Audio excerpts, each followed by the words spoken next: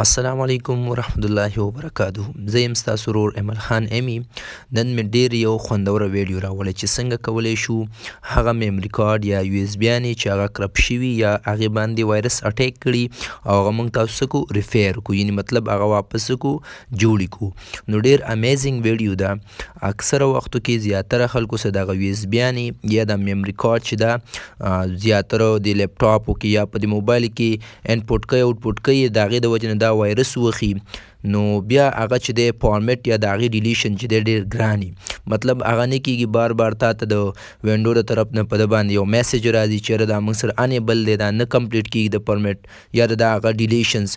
نو نن به هم په دې باندې خبره کوو چې آیا دغه یو اس بیانې یا دغه میمري کارډ موږ څنګه جوړولی شو چې د هغې نه موږ بیا څه کړو ګټه واخلو.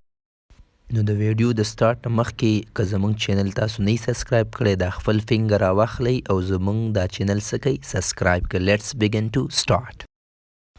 ها د خپل پی سي ته راغلم. دلته ما یو اس بي څه ده یو انپوټ کړی ده، آی تھنک 64 جی بي ده، 4 نو دې باندې موږ ټرای کوو. سټارټ فارمیټ کوي نو موږ ته څه وایي چې وینډو واز انیبل ټو کمپلیټ د فارمیټ، یعنې مطلب وینډو نشي کولی چې دا څه کړي فارمیټ کړي انیبل. نو دې دپاره به تاسو ځئ رن کمانډ ته، هلته به تاسو ټایپ کوئ سی ایم ډي.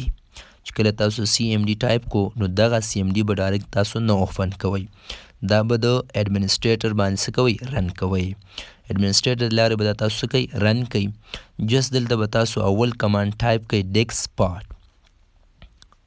صحیح شو. چې کله diskpart تاسو ټایپ کو پریس انټر.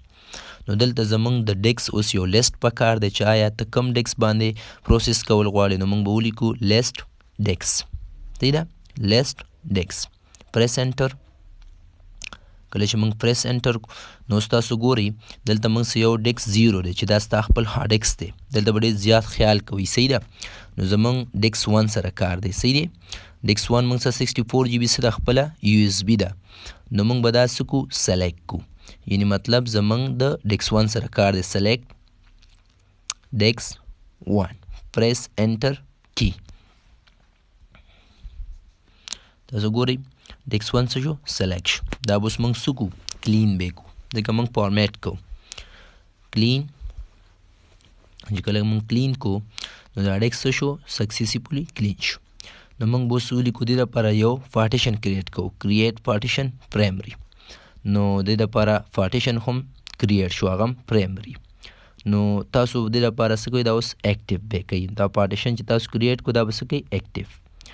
نو دې پسې چې کوم کمانډ دی ډېر زیات امپورټنټ دی، هغه دا دی چې تاسو به دا فارمیټ کوئ. نو فارمیټ اف ایس از ایکول ټو پیټ 32، مطلب فارمیټ اف ایس مساوي اف ای ټي او 32. دا به تاسو څه کوئ پریس انټر کی. نو تاسو څو ګورئ دلته 0% څه شی ده کمپلیټ ده. نو 0% موږ سره کمپلیټ دی، دا به تاسو فریک دی. صحیح ده. نو دا میبي ټایم هم ونیسي، سم ټایم کې زر کمپلیټ کیږي. ګورئ تاسو ګورئ موږ به دا پرېږدو، موږ به راشو خپل پي سي ته. کله چې موږ خپل پي سي ته راغلو پي سي باندې ډبل کلیک وکړو نو موږ دا یو اس بي ټیسټ کوو فارمیټ. نو هغه میسیج ده موږ بیا اوکې کړو. نو ګورئ اوس به دا یو اس بي موږ څه کړو پلګ ان پلی کړو. دا به تاسو څه کوئ کلوز کوئ. یو اس بي موږ څه کړو پلګ ان پلی به یې کړو، مطلب به یې باسو د خپل لیپټاپ نه، واپس به یې څه کړو انپوټ کړو. چې کله موږ ګورئ دا موږ نو څه غواړي فارمیټ غواړي. یس فارمیټ سټارټ اوکې. نو اوس ګورئ فارمیټ کمپلیټ.